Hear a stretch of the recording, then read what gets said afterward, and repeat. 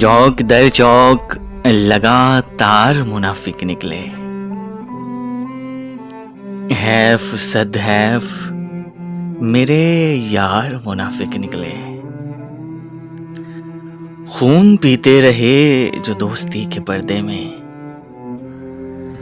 देखिए कितने समझदार मुनाफिक निकले। इस कहानी के मुसन्निफ से मुझे नफरत है। इसके तो मरकजी किरदार मुनाफिक निकले।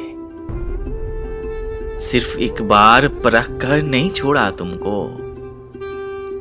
तुम मेरी जान बहुत बार मुनाफिक निकले।